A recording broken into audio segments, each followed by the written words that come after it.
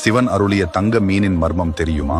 63 நாயன்மாரில் ஒருவரான அதிபத்த நாயனார் மீன் பிடிப்பதை தொழிலாக கொண்டிருந்தவர். அவர் சிவபக்தர் என்பதால் வலையில் சிக்கிய முதல் மீனை சிவனுக்கு என கடலில் விடுவார். ஒரே ஒரு மீன் பிடிபட்டாலும் அதிபத்தர் சிவனுக்கு என கடலில் விடுவதால் அவர் குடும்பம் வறுமையில் தவித்தது. இதனால் மனைவியும் குழந்தைகளும் மிகுந்த பசியுடன் வீட்டில் உணவு இல்லை, ஏதாவது சம்பாதியுங்கள் என்றனர். அவர் மீன் பிடிக்கச் சென்றார். அப்போது சிவன் அவரை சோதிக்க வலையில் நவரத்தின தங்க மீனை அகப்படச் செய்தார். அதிபத்தர் அந்த பொன் மீனையும் சிவனுக்கே என கடலில் விட்டார். அதிபத்தரின் பக்தியால் மகிழ்ந்த சிவன் ரிஷப வாகனத்தில் தோன்றி அவரை ஆட்கொண்டார். இந்த நிகழ்வு நடந்த இடம் நாகப்பட்டினம் நீலாயதாட்சி சமேத காயாரோகணேஸ்வரர் கோயில். இங்கு ஆண்டுதோறும் ஆவணி ஆயில்ய நாளில் அதிபத்தர் உற்சவர் சிலையை ஒரு கட்டுமரத்தில் ஏற்றி கடலில் மீன் பிடிக்கச் செல்லும் நிகழ்வு நடைபெறும். அதிபத்த நாயனாருக்கு மரியாதை செய்யும் விதமாக இங்கு யாராவது இறந்தால் கோயில் முன் உடலை வைத்து சிவனின் மாலை வஸ்திரம் அணிவித்து மரியாதை செய்கின்றனர். காசியைப் போல இங்கும் முக்தி மண்டபம்